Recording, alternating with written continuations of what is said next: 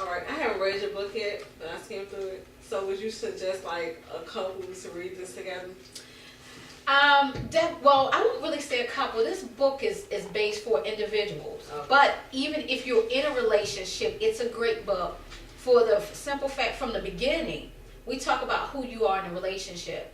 We do a lot of relationship mediation, and what I find is most people, women, for the most part, wake up saying, this is not what I expected.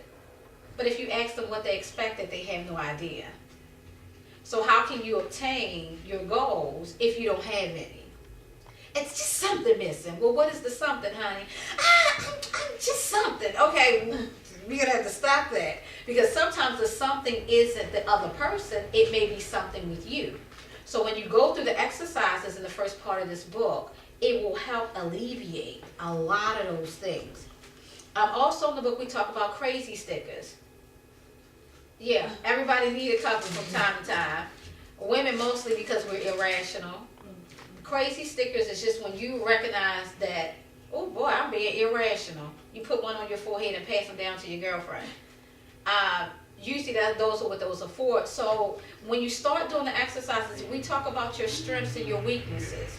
And I want to give you all one tip about finding the right mate. Your mate should be the person who makes you the better you. And that person is usually, when you start writing down your strengths and your weaknesses in a relationship, that person should balance you out, balance out your weaknesses. Now, let me tell you how hard that becomes, though.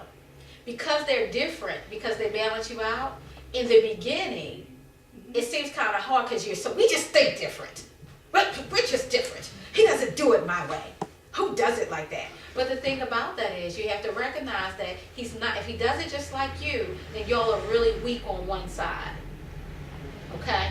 And so what happens that makes a really good relationship is when you know that his strengths balances out your weakness, you're different for a reason, and you start to appreciate those things.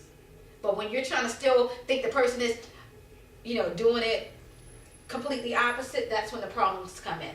But let me say this. I'm going to tell you what used to happen with me and my husband. I thought he used to do things the long way. And I would be looking at him like, why is he going all the way around that way? What is that right there? But let me tell you what he did to me one day. We used to have a distribution company. And I was writing a receipt for a customer.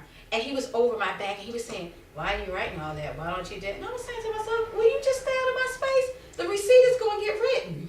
But when I was thinking it, I said, ooh, that's what I do to him. So I had to learn how to allow him. Now, this is the only way you can do it. For my ladies especially, because we have that really bad. Men usually not paying us too much attention. Get out of his space.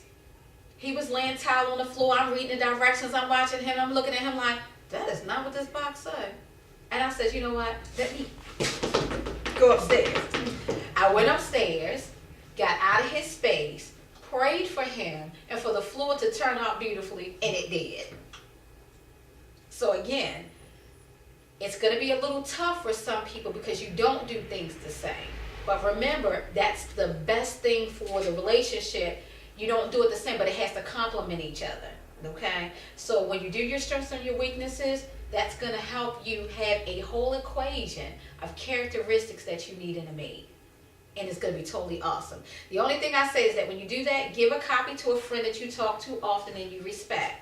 Because sometimes when we fall in love, what happens is we start to forget the characteristics. We just love the person. And you get really irrational about why you're choosing this person. Okay? And when you do your exercises, you'll be very logical. So you'll know what you need. You'll know what your boundaries are, what you can tolerate, what you can't tolerate. Because as humans, we rationalize a lot.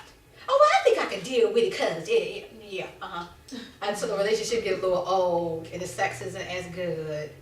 And, you stop dating as much. And then all that stuff goes out the window. Okay? Another question. I need to hear about this book. So, do you think you can mold someone into how you want them to be, and how long should you give them time to? Wow. That's why you guys have to make sure that you tune in every Monday at 8:30 at funtherapyonline.com because there are some very specifics The rule doesn't apply to everybody. Some people are just too far apart. But let me do say this. It is your responsibility. Let me tell you, I'm glad that you asked that question, because in this book, it gives you the keys to give to your partner. It is your responsibility to empower yourself with the information to empower your partner on how to love you right. If you don't know what it takes, okay? If you don't know enough about yourself, let me tell you what I hear women say. Well, he should know that already. Oh, really? Why should he know that? Every woman is different. So when you're talking about the molding, it is your job to teach the person that you're in a relationship with how to love you and not expect that they should just know. Okay? That comes with communication and knowing how to say it right. Because a man doesn't want the list of 50. Well, see, because I'm going to need you to do it like this, and that is not what I was talking about. No. So again, y'all tune into Fun Therapy. We have a lot of neat ways that you can do it. We think that couples should write them down and laminate them. So when your mate wants to make you happy, they can pull out their little card and be like, all right, let me see what I can do. Because they don't know. And so it is your job to empower the person with the information to love you right. Now that's when you're in a relationship. But when you're on the dating scene, one of the things that I highly suggest that you don't do is start to tell the person you're dating all of your stuff. Because what happens a lot of times on a dating scene, people start trying to do what you're saying. They're listening to what you're saying. And if you really want to know who a person is, if you don't say much, they have to be themselves instead of trying to be what you want them to be. Especially for men, because if a man likes you, he does what he can to please you.